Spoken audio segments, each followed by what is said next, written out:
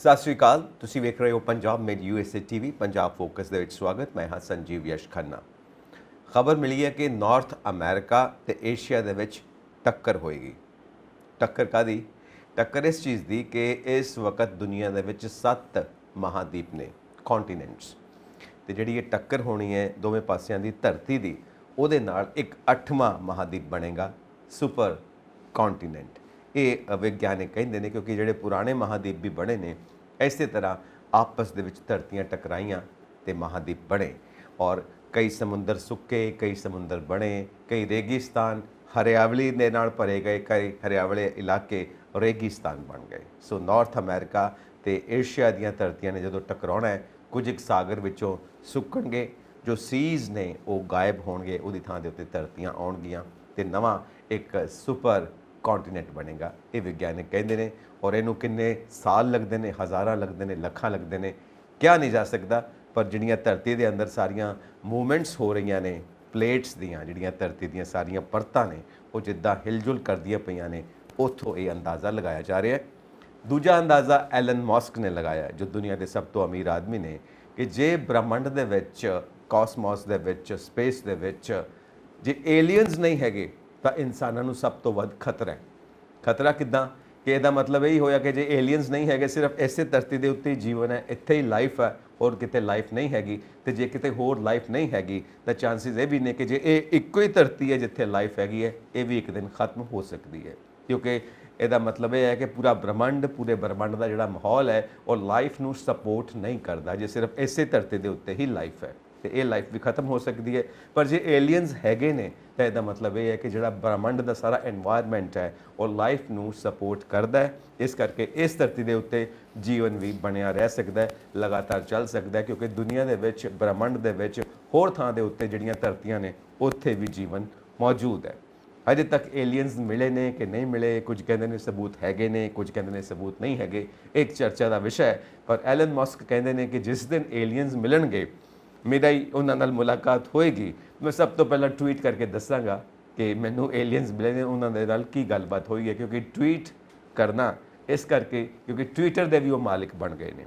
ਸੋ ਇਹ ਏਲੀਅਨਸ ਨੂੰ ਲੈ ਕੇ ਤੇ ਨਵੀਆਂ ਧਰਤੀਆਂ ਨੂੰ ਲੈ ਕੇ ਗੱਲਬਾਤ ਛਿੜੀ ਹੋਈ ਹੈ। ਕਾਫੀ ਦਿਲਚਸਪ ਵੀ ਹੈ ਕਿਉਂਕਿ ਵਿਗਿਆਨ ਦੀ ਦੁਨੀਆ ਹੈ, ਇਸ ਦਾ ਆਪਣਾ ਨਜ਼ਾਰਾ ਹੈ। ਚਲੋ ਹੁਣ ਚੱਲਦੇ ਹਾਂ ਆਪਣੇ ਭਾਰਤ ਦੇ ਵਿਸ਼ਿਆਂ ਵੱਲ, ਆਪਣੇ ਪੰਜਾਬ ਦੇ ਵਿਸ਼ਿਆਂ ਵੱਲ। ਮੇਰੇ ਨਾਲ ਸਟੂਡੀਓਜ਼ ਦੇ ਵਿੱਚ ਮੌਜੂਦ ਨੇ ਬਲਕਾਰ ਸਿੰਘ। ਬਲਕਾਰ ਜੀ, ਜੀ ਇੱਕ ਬੜੀ ਮਾੜੀ ਖਬਰ ਮਿਲੀ ਹੈ, ਤੁਸੀਂ ਵੀ ਜਾਣ ਗਏ ਹੋ। ਬਿਲਕੁਲ, ਅਸੀਂ ਆਪਣੇ ਦਰਸ਼ਕਾਂ ਨਾਲ ਵੀ ਸਾਂਝੀ ਕਰਦੇ ਹਾਂ ਕਿ ਪੰਜਾਬ ਦੇ ਲੋਕ ਗਾਇਕ ਸੁਰਿੰਦਰ ਸ਼ਿੰਦਾ ਜੀ ਨਹੀਂ ਰਹੇ, ਸਾਡੇ ਨਹੀਂ ਰਹੇ ਜੀ। ਸਾਡੇ ਪ੍ਰਵਾਸੀ ਭਾਰਤੀ ਜਿੰਨੇ NRI ਵੀਰ ਨੇ ਉਹਨਾਂ ਨੂੰ ਵੀ ਪਤਾ ਲੱਗ ਗਿਆ ਹੋਊਗਾ, ਕਿਉਂਕਿ ਸੋਸ਼ਲ ਮੀਡੀਆ ਤੇ ਇਹ ਖਬਰ ਆ ਚੁੱਕੀ ਆ।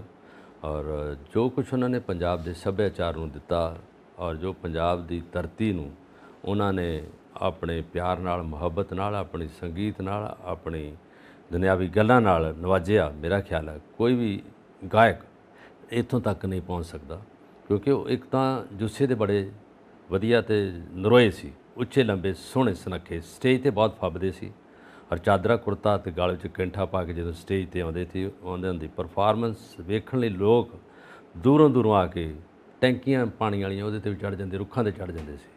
ਔਰ ਉਹਦੇ ਗੀਤ ਜਿਹੜੇ ਅੱਜ ਵੀ ਪੰਜਾਬ ਦੀ ਫਿਜ਼ਾ 'ਚ ਗੂੰਜ ਰਹੇ ਆ, ਨਵਾਂ ਲੈ ਲਿਆ ਟਰੱਕ ਸ਼ਿੰਦੇ ਯਾਰ ਨੇ ਬਾਬਿਆਂ ਦੇ, ਚੱਲ ਚੱਲੀਏ ਮੱਥਾ ਟੇਕਣ ਲਈ, ਇਸ ਤਰ੍ਹਾਂ ਦੇ ਲੋਕ ਗੀਤ ਹੀ ਬਣ ਗਏ ਉਹਨਾਂ ਦੇ ਗੀਤ। ਔਰ ਉਹਦੇ ਵਿੱਚ ਇਹਨਾਂ ਕਲੀਆਂ ਵੀ ਗਾਈਆਂ। ਔਰ ਇਹ ਅਸਲ 'ਚ 3 ਲੋਕ ਗਾਇਕ ਸਮਕਾਲੀ ਰਹੇ ਆ, ਸੁਰਿੰਦਰ ਸ਼ਿੰਦਾ ਜੀ, ਔਰ ਕੁਲਦੀਪ ਮਾਣਕ ਜੀ, ਔਰ ਮੁਹੰਮਦ ਸਦੀਕ ਜੀ। ਔਰ ਇਹਦੇ ਨਾਲ ਇਹਨਾਂ ਨੇ ਡਿਊਟ ਤਾਂ ਬਹੁਤ ਘੱਟ ਗਾਏ, ਗੁਲਸ਼ਨ ਕੋਮਲ ਨਾਲ ਡਿਊਟ ਗਾਏ ਇਹਨਾਂ ਨੇ, ਔਰ ਕੁਲਦੀਪ ਮਾਣਕ ਨੇ ਵੀ ਉਹਨਾਂ ਨਾਲ ਗਾਏ।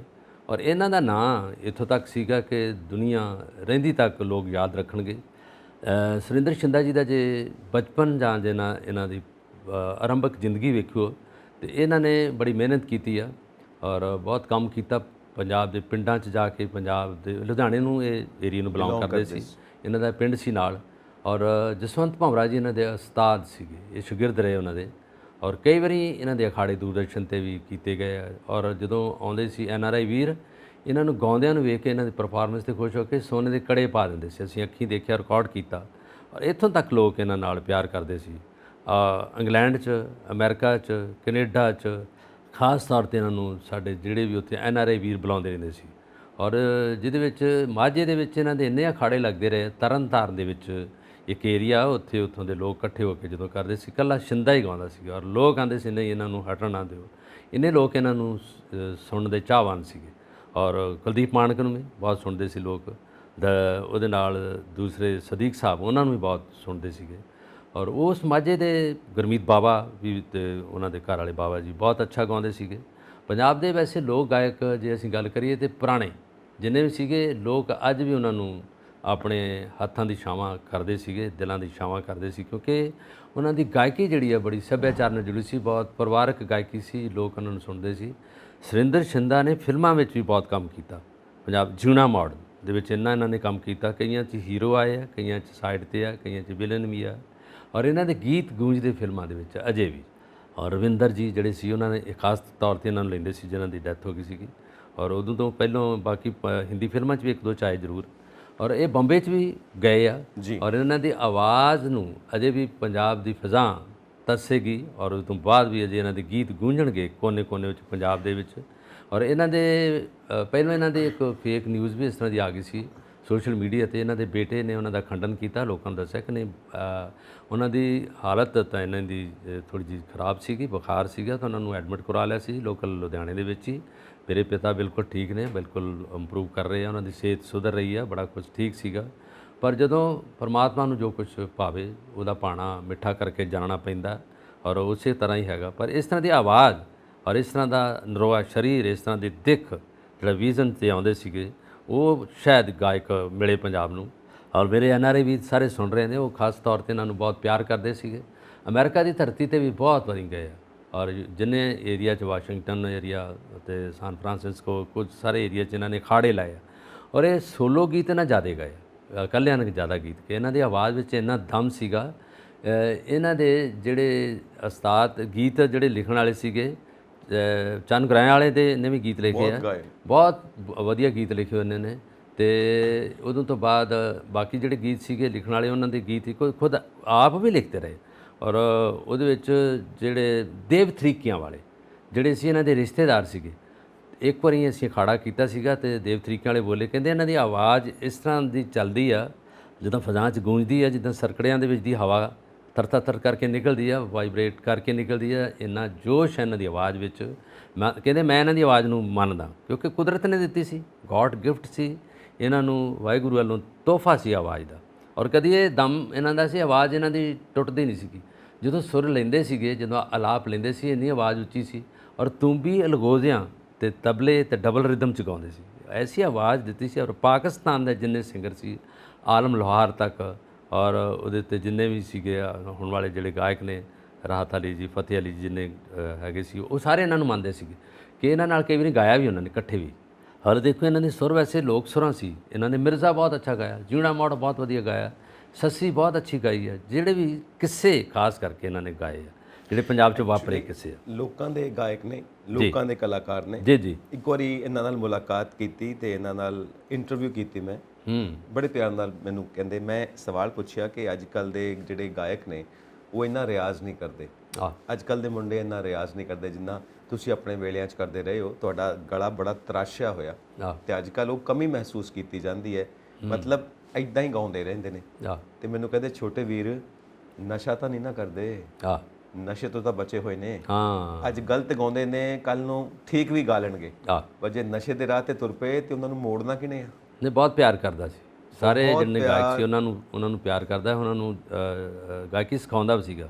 ਇੱਕ ਵਾਰੀ ਇਹਨਾਂ ਨੂੰ ਦੂਰਦਰਸ਼ਨ ਸਟੂਡੀਓ 'ਚ ਬੁਲਾਇਆ, ਵੈਸੇ ਤਾਂ ਆਉਂਦੇ ਰਹਿੰਦੇ, ਜਦੋਂ ਬੁਲਾਇਆ ਇਹਨਾਂ ਦਾ, ਅਤੇ ਦੂਰਦਰਸ਼ਨ ਦੇ ਸਟੂਡੀਓ ਬਹੁਤ ਵੱਡਾ, ਉਹ 'ਚ ਅਖਾੜਾ ਕੀਤਾ ਇਹਨਾਂ ਨੇ। ਕਬੂਤਰ ਲਿਆਂਦੇ, ਕਬੂਤਰ ਲਿਆ ਕੇ ਉਹਦੇ ਵਿੱਚ ਛੱਡ ਕੇ ਅਤੇ ਵਿੱਚ ਗਾਇਆ ਉਹਨਾਂ ਨੇ। ਜਦੋਂ ਆਵਾਜ਼ ਦਿੰਦੇ ਸੀ ਕਬੂਤਰ ਵਿੱਚ ਰੁਮਕਦੇ ਸੀ, ਨੱਚਦੇ ਸੀਗੇ। ਔਰ ਇੱਕ ਸੁਰਮਾ ਪੰਜ ਰੱਤੀਆਂ ਪ੍ਰੋਗਰਾਮ ਸੀ, ਉਹਦੇ ਵਿੱਚ ਲਿਆਂਦਾ ਇਹਨਾਂ ਨੂੰ। ਜਦੋਂ ਇਹਨਾਂ ਨੂੰ ਉੱਥੇ ਬੁਲਾਇਆ ਇੰਟਰਵਿਊ ਲਈ, ਤਾਂ ਨਾਲ ਹੀ ਇਹਨਾਂ ਦੇ ਉਸਤਾਦ ਉਦੋਂ ਜੀਂਦੇ ਸੀ, ਉਹਨਾਂ ਨੂੰ ਬੁਲਾ ਲਿਆ ਨਾਲ, ਜਸਵੰਤ ਭੰਵਰਾ ਜੀ। ਔਰ ਵੇਖ ਕੇ ਇੰਨੇ ਹੈਰਾਨ ਹੋਏ, ਰੋਣ ਹੀ ਲੱਗ ਪਏ ਕਿ ਮੇਰੇ ਉਸਤਾਦ ਮੈਨੂੰ ਬਗੈਰ ਦੱਸੇ ਮੈਨੂੰ ਪਤਾ ਲੱਗਾ ਕਿ ਆ ਗਏ ਆ।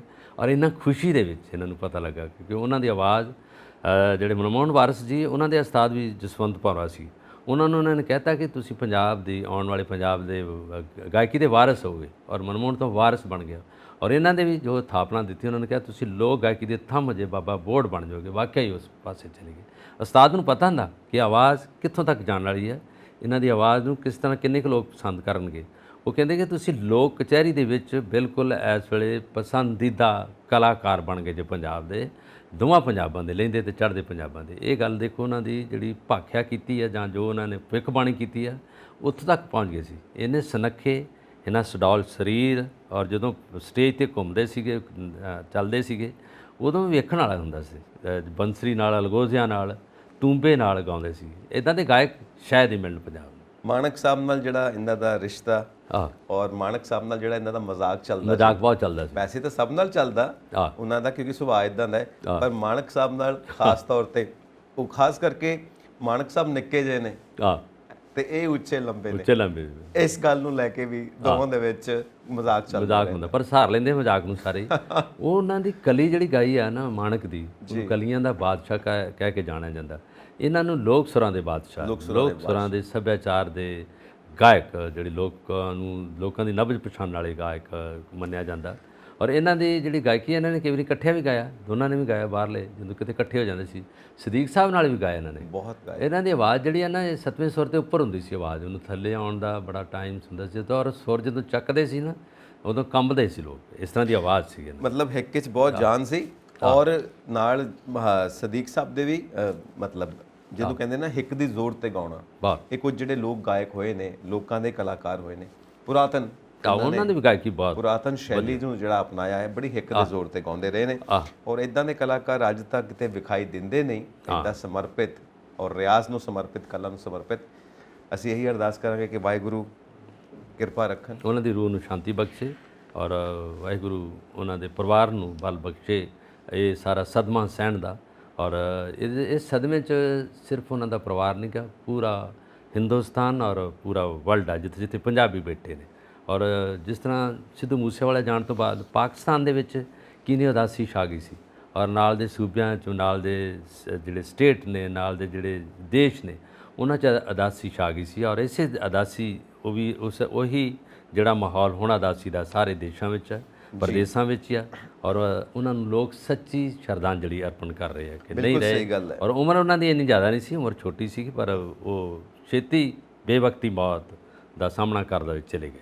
ਔਰ ਜੋ ਇਦਾਂ ਦੇ ਕਲਾਕਾਰ ਨੇ, ਜੇ ਰਾਜਨੀਤਿਕ ਤੌਰ ਤੇ ਸੋਚੀਏ ਤਾਂ ਇਹ ਜੋ ਕਲਾ ਹੈ, ਹਰ ਸੂਬੇ ਦੀ ਕਲਾ, ਭਾਰਤ ਦੇ ਪੰਜਾਬ ਦੇ ਸੂਬੇ ਦੀ ਕਲਾ, ਇਹ ਕਲਾ ਜੋ ਹੈ ਕਲਾਕਾਰਾਂ ਦੀ, ਇਹ ਸੌਫਟ ਪਾਵਰ ਹੈ। ਸਹੀ ਗੱਲ। ਜਿਹੜੀ ਅਸੀਂ ਦੂਜੇ ਦੇਸ਼ਾਂ ਦੇ ਲੋਕਾਂ ਦੇ ਮਨਾਂ ਦੇ ਉੱਤੇ ਪ੍ਰਭਾਵ ਪਾਉਣ ਵਾਸਤੇ ਇਸਤੇਮਾਲ ਕਰਦੇ ਹਾਂ। ਇੱਕ ਤਾਂ ਹਾਰਡ ਪਾਵਰ ਹੈ ਜਿਹੜੀ, ਜਿਹਦੇ 'ਚ ਡਿਪਲੋਮੈਸੀ ਆਉਂਦੀ, ਪਰ ਇਹ ਜਿਹੜੀ ਸੌਫਟ ਪਾਵਰ ਹੈ ਨਾ, ਕਲਾ, ਕਹਿੰਦੇ ਨੇ ਕਿ ਜਿਹੜੇ ਕਲਾਕਾਰ ਹੁੰਦੇ ਨੇ ਉਹ ਸੱਭਿਆਚਾਰ ਦਾ ਸੁਨੇਹਾ ਅੱਗੇ ਪਹੁੰਚਾਉਂਦੇ ਨੇ। ਬਿਲਕੁਲ, ਇਹ ਇਮੋਸ਼ਨਸ ਨੂੰ ਕ੍ਰੀਏਟ ਕਰਦੇ ਨੇ। ਸਹੀ ਗੱਲ। ਇਹ ਸੌਫਟ ਪਾਵਰ ਜਿਹੜੇ ਇੱਕ ਮੁਲਕ ਤੇ ਦੂਜੇ ਮੁਲਕ ਦੇ ਵਿੱਚ ਸੁਖਾਵੇਂ ਰਿਸ਼ਤੇ ਬਣਾਉਣ ਦੇ ਵਿੱਚ ਕੰਮ ਆਉਂਦੀ ਹੈ, ਇਹ ਸਾਰੀ ਅਸੀਂ ਇਸਤੇਮਾਲ ਕਰਦੇ ਹਾਂ। ਉਹਦੇ 'ਚ ਗਾਉਣਾ ਵੀ ਆਉਂਦਾ ਹੈ, ਉਹਦੇ 'ਚ ਕੱਪੜੇ ਪਹਿਨਣੇ ਵੀ ਵਧੀਆ ਵਧੀਆ, ਵੱਖ-ਵੱਖ ਸੂਬਿਆਂ ਦੇ ਗਹਿਣੇ, ਖਾਣੇ, ਨਾਚ, ਇਹ ਸਭ ਸੌਫਟ ਪਾਵਰ ਅਸੀਂ ਡਿਪਲੋਮੈਟਿਕ ਰਿਲੇਸ਼ਨਸ ਬਣਾਉਣ ਵਾਸਤੇ ਦੂਸਰੇ ਦੇਸ਼ਾਂ ਨਾਲ ਉੱਥੇ ਸੱਭਿਆਚਾਰਕ ਮੇਲੇ ਲਾਉਂਦੇ ਆ, ਤਾਂ ਕਿ ਇੱਕ ਦੇਸ਼ ਦੂਸਰੇ ਦੇਸ਼ ਦੇ ਕਰੀਬ ਆਵੇ। ਤਾਂ ਸੁਰਿੰਦਰ ਛਿੰਦਾ ਜੀ ਦੀ ਜਿਹੜੀ ਗਾਇਕੀ ਹੈ, ਕਲਾਕਾਰੀ ਹੈ,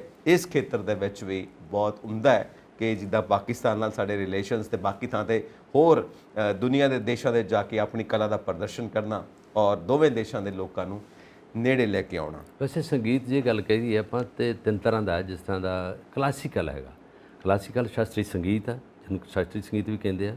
ਉਦੋਂ ਬਾਅਦ ਜਿਹੜਾ ਲਾਈਟ ਮਿਊਜ਼ਿਕ ਹੈ, ਜਿਸ 'ਚ ਗਜ਼ਲ ਗਾਈ ਜਾਂਦੀ ਹੈ, ਲਾਈਟ ਮਿਊਜ਼ਿਕ ਹੈਗਾ, ਸੈਮੀ ਕਲਾਸੀਕਲ। ਤੇ ਜਿਹਦੇ ਵਿੱਚ ਉਸ ਤੋਂ ਬਾਅਦ ਜਿਹੜਾ ਫੋਕ ਮਿਊਜ਼ਿਕ ਆ, ਲੋਕ ਸੰਗੀਤ, ਉਹਦੇ ਜਿਹੜੇ ਬਾਬਾ ਬੋਰਡ ਸੀਗੇ, ਉਹ 'ਚ ਸਦੀਕ ਸਾਹਿਬ ਨੇ, ਕੁਲਦੀਪ ਮਾਣਕ ਜੀ ਨੇ ਸੀਗੇ, ਔਰ ਉਦੋਂ ਬਾਅਦ ਸੁਰਿੰਦਰ ਛਿੰਦਾ ਜੀ, ਔਰ ਬਾਕੀ ਗਾਇਕ ਵੀ ਪੰਜਾਬ ਦੇ ਬਹੁਤ ਅੱਛੇ ਆ। ਪਰ ਗਾਇਕੀ ਸੰਗੀਤ ਦਾ ਕਹਿੰਦੇ ਕੋਈ ਭਾਸ਼ਾ ਨਹੀਂ ਹੁੰਦੀ, ਜਿਹੜਾ ਮਿਊਜ਼ਿਕ ਹੈ ਦੀ ਕੋਈ ਲੈਂਗੁਏਜ ਨਹੀਂ ਹੁੰਦੀ। ਇਹ ਹਰ ਹੱਦ ਤੱਕ, ਹਰ ਸਰਹੱਦ ਤੱਕ ਪਹੁੰਚ ਜਾਂਦਾ, ਲੋਕ ਮਨਾਂ ਵਿੱਚ ਵੱਸ ਜਾਂਦਾ। ਹੁਣ ਸਿੱਧੂ ਮੂਸੇਵਾਲਾ ਜਿਹੜੇ ਚਲੇ ਗਏ ਆ, ਉਹਨਾਂ ਦੇ ਸਾਰੇ ਅੰਗਰੇਜ਼ ਉਹਨਾਂ ਦੇ ਗੀਤਾਂ ਨੂੰ ਗਾਉਂਦੇ, ਰੈਪ ਜਿਹੜੇ ਸੀਗੇ ਉਹਨਾਂ ਦੇ, ਉਹ ਯਾਦ ਕਰਦੇ ਆ। ਔਰ ਇਹਨਾਂ ਨੂੰ ਬਹੁਤ ਵਾਰੀ ਇੱਦਾਂ ਦੀਆਂ ਡਿਮਾਂਡ ਆਈਆਂ ਕਿ ਤੁਸੀਂ ਇੰਗਲਿਸ਼ ਸੰਗੀਤ ਜਿਹੜਾ ਉਹਨੂੰ ਅਪਣਾਓ, ਉਹ ਗਾਓ ਸਾਰਾ ਕੁਝ। ਤਾਂ ਨੋ, ਆਮ ਸਿੰਗਿੰਗ ਪੰਜਾਬੀ ਓਨਲੀ, ਮੈਂ ਪੰਜਾਬ ਬਾਰੇ ਹੀ ਗਾਊਂਗਾ, ਪੰਜਾਬ ਦਾ ਹੀ ਗੱਲ ਕਰੂੰਗਾ। ਤਾਂ ਇਹਦੇ ਕਰਕੇ ਲੋਕ ਇਹਨਾਂ ਨੂੰ ਪਿਆਰ ਕਰਦੇ ਆ। ਛਿੰਦਾ ਸਾਹਿਬ ਨੂੰ ਵੀ ਇਸੇ ਕਰਕੇ ਪਿਆਰ ਕਰਦੇ ਸੀ ਕਿ ਉਹਨਾਂ ਨੇ ਪੰਜਾਬ ਦੀ ਧਰਤੀ ਨੂੰ, ਪੰਜਾਬ ਦੇ ਸੱਭਿਆਚਾਰ ਨੂੰ, ਪੰਜਾਬ ਦੇ ਲੋਕ ਗੀਤਾਂ ਨੂੰ, ਲੋਕ ਬੋਲੀਆਂ ਨੂੰ, ਟੱਪੇ ਨੂੰ, ਮਾਹੀਏ ਨੂੰ, ਜੁਗਨੀ ਨੂੰ, ਔਰ ਜੋ ਵੀ ਪੰਜਾਬ ਦਾ ਸੰਗੀਤ ਨੂੰ ਇੰਨਾ ਆਭਾਰਿਆ ਕਿ ਲੋਕਾਂ ਤੱਕ ਪਹੁੰਚਾਤਾ। ਨਹੀਂ ਤਾਂ ਬੱਚੇ ਭੁੱਲ ਗਏ ਸੀ ਸਾਰਾ ਸੰਗੀਤ, ਲੋਕਾਂ ਦੇ ਮਨਾਂ ਵਿੱਚ ਵਸ ਗਿਆ ਸੀ ਉਹਨਾਂ ਦਾ ਸੰਗੀਤ। ਐਕਚੁਅਲੀ ਜਿਹੜਾ ਲੋਕ ਗੀਤ ਹੈ ਨਾ, ਜਿਹੜਾ ਲੋਕ ਗਾਇਕੀ ਹੈ ਜੀ, ਉਹ ਕਿਸੇ ਵੀ ਮੁਲਕ ਦੀ ਹੋਵੇ, ਭਾਵੇਂ ਉਹ ਅਫਰੀਕਨ ਕੰਟਰੀਜ਼ ਦੀ ਹੈ, ਜਿਹੜੀ ਮਰਜ਼ੀ ਹੋਵੇ, ਉਹ ਜਿਸ ਵੀ ਦੇਸ਼ ਦਾ ਹੋਏਗਾ ਨਾ, ਲੋਕ ਸੰਗੀਤ ਹੋਏਗਾ, ਸ਼ਾਸਤਰੀ ਸੰਗੀਤ ਤੋਂ ਹਟ ਕੇ, ਕਲਾਸੀਕਲ 뮤직 ਤੋਂ ਹਟ ਸਾਰਿਆਂ ਦੇ ਕੇ ਸਮਝ ਨਹੀਂ ਆਉਂਦਾ। ਜਿਹੜਾ ਲੋਕ ਸੰਗੀਤ ਹੋਏਗਾ ਕਿਸੇ ਵੀ ਮੁਲਕ ਦਾ ਹੋਵੇ, ਉਹ ਸਭ ਨੂੰ ਸਮਝ ਆਉਂਦਾ ਹੈ। ਜਿਹੜੇ ਆਦੀਵਾਸੀ ਇਲਾਕਿਆਂ 'ਚ ਰਹਿੰਦੇ ਨੇ ਅਫਰੀਕਾ ਦੇ ਵਿੱਚ, ਉਹਨਾਂ ਦਾ ਵੀ ਲੋਕ ਸੰਗੀਤ, ਉਹਨਾਂ ਦੇ ਡਰਮ ਹਰ ਥਾਂ ਦੇ ਉੱਤੇ ਲੋਕੀ ਸੁਣਦੇ ਵੀ ਨੇ ਔਰ ਉਹਨੂੰ ਇੰਜੋਏ ਵੀ ਕਰਦੇ ਨੇ। ਦਲਜੀਤ ਦੋਸਾਂਝ ਦੀ ਹੁਣੇ ਜਿਹੜੀ ਖਬਰ ਆਪਾਂ ਨੂੰ ਪਤਾ ਲੱਗਾ, ਵਾਸ਼ਿੰਗਟਨ 'ਚ ਗਏ, ਸੈਨ ਫਰਾਂਸਿਸਕੋ 'ਚ ਗਏ ਆ, ਤੇ ਉੱਥੇ ਵਾਈਟ ਹਾਊਸ ਤੋਂ ਬਾਅਦ ਬਾਈਡਨ ਸਾਹਿਬ ਔਰ ਕਮਲਾ ਹੈਰਿਸ ਔਰ ਜਿੰਨੇ ਵੀ ਅੰਗਰੇਜ਼ ਸੀਗੇ ਉਹ ਡਾਂਸ ਕਰਨ ਲੱਗ ਪਏ। ਮਿਊਜ਼ਿਕ ਦਾ ਰਿਦਮ ਔਰ ਸੰਗੀਤ ਦਾ ਜਿਹੜੀ ਤਾਲ ਹੈ ਨਾ, ਔਰ ਤਾਲ ਤਾਂ ਸਮਝ ਆਉਂਦੀ ਹੈ ਨਾ, ਲੈਂਗੁਏਜ ਸਮਝ ਨਾ ਆਵੇ, ਔਰ ਇਹ ਉਹ ਗਾਉਂਦਾ ਵੀ ਬਹੁਤ ਅੱਛੇ ਰਿਦਮ 'ਚ, ਬੜੀ ਸੰਗੀਤ ਦੀ ਕੰਪੋਜੀਸ਼ਨ ਵਧੀਆ ਹੁੰਦੀ ਹੈ, ਅੱਛੀ ਤਰਜ਼ 'ਤੇ ਗਾਉਂਦਾ, ਤਰਜ਼ ਹੁੰਦੀ ਜਿਹੜੀ ਕੰਪੋਜੀਸ਼ਨ ਕਹਿੰਦੇ ਆ, ਔਰ ਸਾਰੇ ਅੰਗਰੇਜ਼ ਨਚਾਤੇ ਹੁੰਦੇ, ਔਰ ਇਹ ਖਬਰ ਪੂਰੇ ਵਰਲਡ ਵਿੱਚ ਛਾਇਆ ਹੋ ਗਈ। ਇਹ ਸਾਡਾ ਪੰਜਾਬ ਨੂੰ ਮਾਣ ਹੁੰਦਾ ਇਹਦਾ। ਟਰੂਡੋ ਸਾਹਿਬ ਨੇ ਵੀ ਤਾਰੀਫ ਕੀਤੀ ਹੈ, ਟਰੂਡੋ ਸਾਹਿਬ ਔਰ ਦਲੇਰ ਮਹਿੰਦੀ ਸਾਹਿਬ ਨੇ, ਟਰੂਡੋ ਸਾਹਿਬ ਆਪ ਵੀ ਭੰਗੜਾ ਪਾਉਂਦੇ ਆ। ਯੈਸ, ਦਲੇਰ ਮਹਿੰਦੀ ਸਾਹਿਬ ਨੇ ਜੋ ਪੰਜਾਬ ਦੇ ਲੋਕ ਸੰਗੀਤ ਨੂੰ ਇੰਟਰਨੈਸ਼ਨਲ ਲੈਵਲ ਤੱਕ ਪਹੁੰਚਾਇਆ। ਕਹਿੰਦੇ ਨੇ ਕਿ ਬਾਕੀ ਸੰਗੀਤ ਦੇ ਉੱਤੇ ਪੈਰ ਹਿਲਦੇ ਨੇ, ਸਾਡੇ ਪੰਜਾਬੀਆਂ ਦੇ ਸੰਗੀਤ ਦੇ ਉੱਤੇ ਸਿਰ ਵੀ ਹਿਲਦਾ ਹੈ। ਮਲਕੀਤ ਨੇ ਜੋ ਗੋਲਡਨ ਸਟਾਰ ਹੈ ਪੰਜਾਬ ਦੇ, ਮਲਕੀਤ ਨੇ ਜੋ ਕੁਝ ਤੂਤਕ ਤੂਤੀਆਂ ਗਾ ਕੇ, ਉਹਦੇ ਬਾਅਦ ਪੰਜਾਬ ਦੇ ਸੁਰ ਨੂੰ, ਪੰਜਾਬ ਦੀ ਲੋਕ ਗਾਇਕੀ ਨੂੰ ਤੂੰਬੀ ਨਾਲ ਗਾ ਕੇ ਕਿੱਥੇ ਦਾ ਕਿੱਥੇ ਪਹੁੰਚਾ ਦਿੱਤਾ। ਕੁਈਨ ਆਫ ਐਲਿਜ਼ਾਬੈਥ ਜਿਹੜੇ ਬ੍ਰਿਟੇਨ ਦੀ ਰਾਣੀ ਹੈ, ਉਹਨਾਂ ਨੇ ਉਹਨਾਂ ਨੂੰ ਸੋਨੇ ਦੀ ਚੇਨ ਗਿਫਟ ਕੀਤੀ, ਸਨਮਾਨਿਤ ਕੀਤਾ। ਦੇਖ ਲਓ ਕਿੱਥੋਂ ਸਾਡੇ ਗਾਇਕ ਪੰਜਾਬ ਦਾ ਬੜਾ ਪਹੁੰਚੇ। ਵੈਸੇ ਪੰਜਾਬੀ ਜਿੱਧਰ ਜਾਂਦੇ ਆ ਨਾ, ਪੂਰੇ ਦੇ ਪੂਰੇ ਉਸ ਦੇ ਮੋਹਰਲੀ ਕਤਾਰ 'ਚ ਛਾ ਜਾਂਦੇ ਆ, ਹਰ ਪਾਸੇ ਇਹਨਾਂ ਦਾ ਰੋਹ ਬਣ ਜਾਂਦਾ। ਜੀ ਜੀ, ਹੁਣ ਆਪਾਂ ਅੱਗੇ ਚੱਲਦੇ ਹਾਂ ਸੰਗੀਤ ਦੀ ਦੁਨੀਆ ਤੋਂ, ਆਉਂਦੇ ਹਾਂ ਆਪਾਂ ਰਾਜਨੀਤੀ ਦੀ ਦੁਨੀਆ ਦੇ ਵਿੱਚ। ਜ਼ਰੂਰ। ਹੁਣ ਮਨੀਪੁਰ ਦਾ ਸਾਰੀ ਦੁਨੀਆ ਦੇ ਵਿੱਚ ਚਰਚਾ ਹੈ 2-2.5 ਮਹੀਨੇ ਤੋਂ, ਔਰ ਖਾਸ ਕਰਕੇ ਜਿਹੜੀਆਂ ਉਹ ਵੀਡੀਓਜ਼ ਆਈਆਂ ਨੇ ਲੇਡੀਜ਼ ਨੂੰ ਲੈ ਕੇ, ਉਹਦਾ ਬਹੁਤ ਹੀ ਜ਼ਿਆਦਾ ਚਰਚਾ ਹੈ।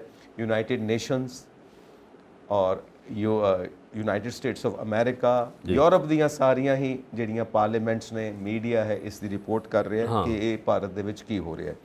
ਸੋ ਸਾਡੀ ਆਪਣੀ ਜੋ ਮੌਨਸੂਨ ਸੈਸ਼ਨ ਚੱਲਦਾ ਪਿਆ ਸਾਡੀ ਲੋਕ ਸਭਾ ਦੇ ਵਿੱਚ, ਉਹਦੇ ਵਿੱਚ ਵੀ ਚਰਚਾ ਹੋ ਰਹੀ ਹੈ ਮਨੀਪੁਰ ਨੂੰ ਲੈ ਕੇ, ਤੇ ਵਿਰੋਧੀ ਧਿਰਾਂ ਵਿੱਚ ਤੇ ਜਿਹੜੀ ਰੂਲਿੰਗ ਪਾਰਟੀ ਉਹਦੇ ਵਿੱਚ ਬੜੀ ਤਿੱਖੀ ਤਕਰਾਰ ਹੋ ਰਹੀ ਹੈ।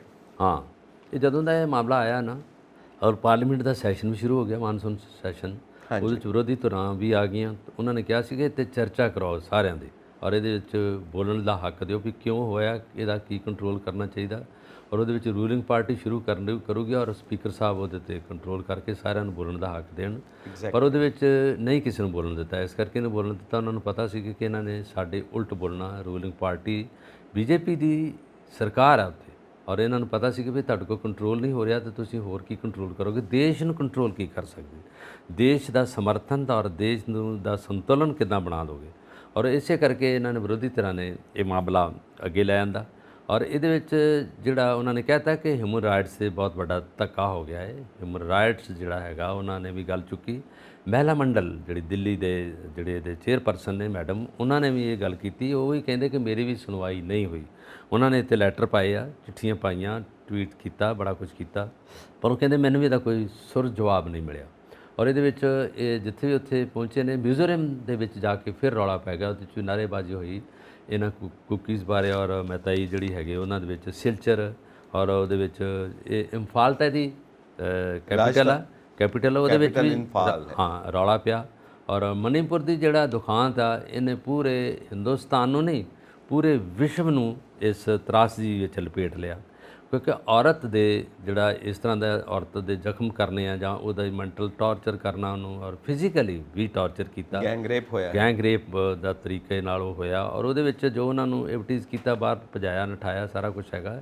ਇਹ ਹਿੰਦੁਸਤਾਨ 'ਚ ਇਸ ਤਰ੍ਹਾਂ ਦਾ ਕਿਉਂ ਹੋ ਰਿਹਾ? ਬਿਲਕਿਸ ਬਾਨੋ ਦੇ ਦੜ ਕੇਸ ਸੀਗਾ, ਉਹ ਵੀ ਇਸੇ ਤਰ੍ਹਾਂ ਦਾ ਕੇਸ ਸੀਗਾ। ਉਹਨੂੰ ਉਹਦੇ 'ਤੇ 11 ਬੰਦਿਆਂ ਨੇ ਉਹਦਾ ਸਾਰਾ ਉਹਨੂੰ ਟਾਰਚਰ ਕੀਤਾ, ਰੇਪ ਕੀਤਾ, ਉਹਦਾ ਬੱਚਾ ਪੇਟ ਸੀਗਾ ਉਹ ਮਰ ਗਿਆ। ਔਰ ਕਿੰਨਾ ਤਰਾਸਦੀ ਹੈ ਇੰਡੀਆ ਦੀ। ਔਰ ਉਦੋਂ ਤੋਂ ਬਾਅਦ ਵੀ ਲੋਕ ਜਿਹੜੇ ਹੈਗੇ ਬੰਦੇ ਨਹੀਂ ਬਣੇ। ਉਹ ਆਂਦੇ ਨੇ ਕੋਈ ਬੰਦਾ ਬਣ ਜਾ ਪਾਣੀਆਂ, ਪੱਥਰ ਨਾ ਸਾਡੇ ਰੋੜ। ਔਰ ਪੱਥਰਾਂ ਦੇ ਵਿੱਚੋਂ ਦੀ ਰੁੜਦਾ ਜਿਹੜਾ ਸਾਰਾ ਕੁਝ ਸਾਡੀ ਜੀਵਨ ਦੀ ਜ਼ਿੰਦਗੀ ਦੀ ਜਿਹੜੀ ਸਥਾਈ ਹੈ, ਉਹ ਉੱਥੇ ਜਾ ਕੇ ਪੂਰੀ ਦੀ ਪੂਰੀ ਜਿਹੜੀ ਹੈ ਧੁੰਦਲੇਪਨ 'ਚ ਆ ਜਾਂਦੀ ਹੈ। ਹੁਣ ਆਸੇ ਪਾਸੇ ਧੁੰਦਲਾ ਪਾਣੀ ਹੈਗਾ, ਜਦੋਂ ਉਹਨਾਂ ਨੂੰ ਕੁਝ ਵੀ ਜਿਹੜਾ ਇਨਸਾਫ ਨਹੀਂ ਮਿਲਿਆ, ਜਿਸ ਤਰ੍ਹਾਂ ਆਪਾਂ ਪਿਛਲੇ ਪ੍ਰੋਗਰਾਮ 'ਚ ਜ਼ਿਕਰ ਕੀਤਾ ਸੀ ਕਿ ਉਹਦੇ ਇੱਕ ਲੇਡੀ ਉਹਦੇ ਜਿਹੜੇ ਹਸਬੈਂਡ ਆ ਉਹ ਆਰਮੀ ਦੇ ਸੂਬੇਦਾਰ ਰਿਟਾਇਰਡ ਹੈਗੇ।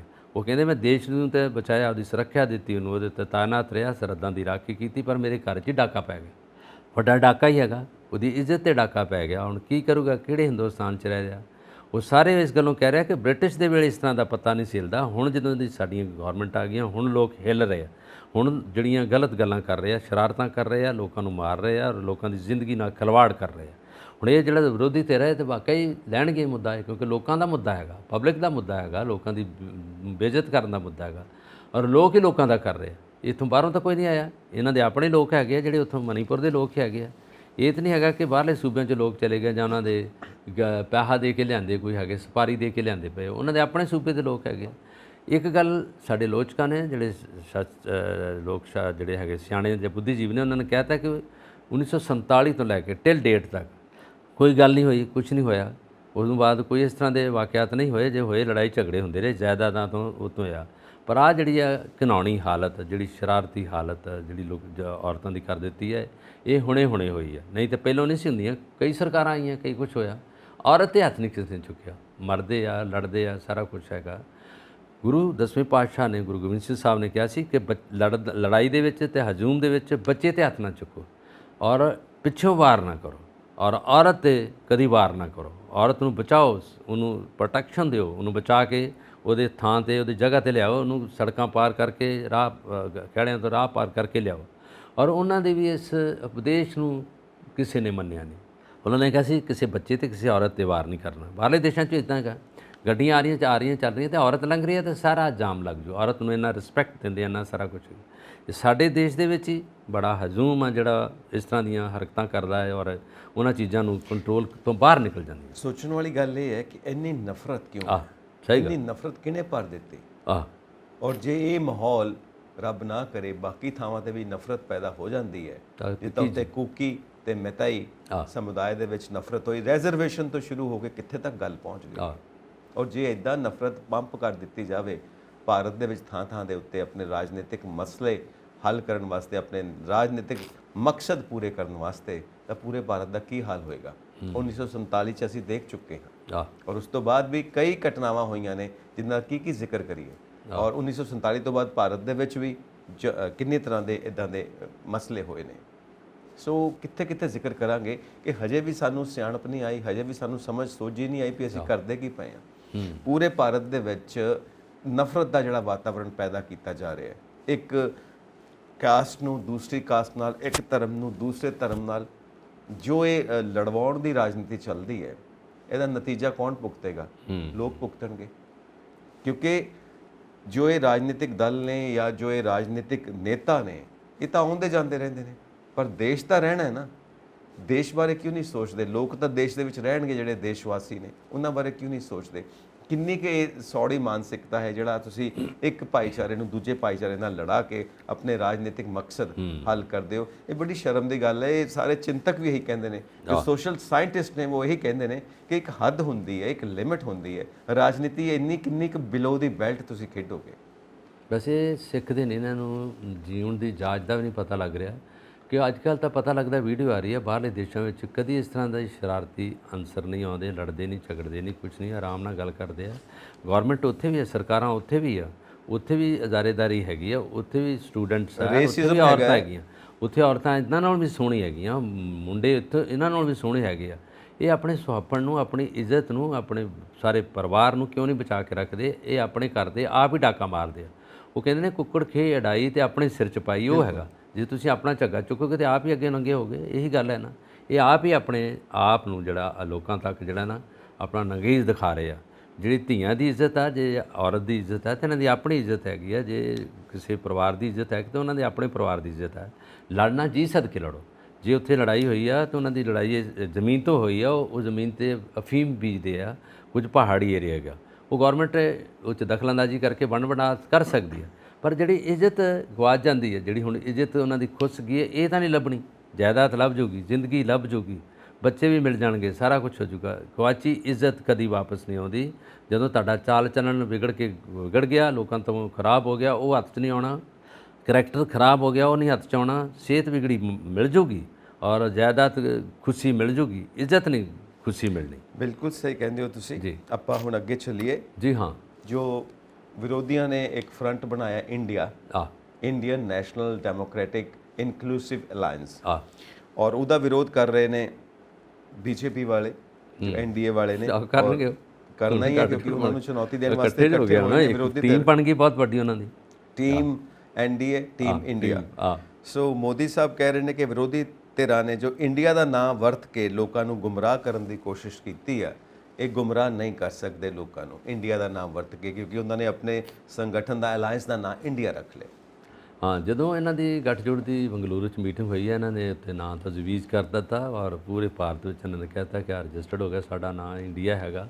ਆਪਣੇ ਦੇਸ਼ ਦਾ ਹੀ ਨਾਂ ਰੱਖਿਆ ਵਾ, ਉਹਨਾਂ ਕੋਈ ਨਾਲ ਦੇ ਗੁਆਂਢੀ ਦੇਸ਼ ਦਾ ਤਾਂ ਰੱਖਿਆ ਨਹੀਂ ਹੈਗਾ, ਕਿਉਂਕਿ ਅਸੀਂ ਉੱਥੋਂ ਦੇ ਨਾਗਰਿਕ ਹਾਂ, ਵਸਨੀਕ ਆ, ਵੀ ਆਰ ਇੰਡੀਅਨ ਤਾਂ ਕਵਾਂਗੇ। ਜਦੋਂ ਤੁਹਾਨੂੰ ਬਾਹਰਲੇ ਦੇਸ਼ਾਂ 'ਚ ਪੁੱਛਦੇ ਤਾਂ ਕੀ ਕਹੋਗੇ ਤੁਸੀਂ? ਤੁਸੀਂ ਤਾਂ ਇਹ ਨਹੀਂ ਕਹਤੇ ਕਿ ਵੀ ਯਾਰ ਪਾਕਿਸਤਾਨੀ ਔਰ ਬੰਗਾਲੀ ਜਾਂ ਹੈ ਨਾ, ਉਹ ਨਹੀਂ ਕਹਿ ਸਕਦੇ। ਔਰ ਤੁਸੀਂ ਤਾਂ ਇਹ ਕਹੋਗੇ ਕਿ ਵੀ ਆਰ ਪੰਜਾਬੀ ਔਰ we are belong to India, ਹੈ ਨਾ, ਉਹ ਸਾਰਾ ਕੁਝ ਕਹਿਣਾ ਪਊਗਾ। ਔਰ ਇਹਦੇ ਵਿੱਚ ਹੁਣ ਦੋ ਧੜਿਆਂ ਦੇ ਵਿੱਚ ਦੋ ਜਿਹੜੇ ਹੈਗੇ ਇਹਨਾਂ ਦੀਆਂ ਧਿਰਾਂ, ਉਹਨਾਂ ਦੇ ਵਿੱਚ ਆਪਸੀ ਖਿੱਚਾਤੂਈ ਪੈ ਗਈ ਆ।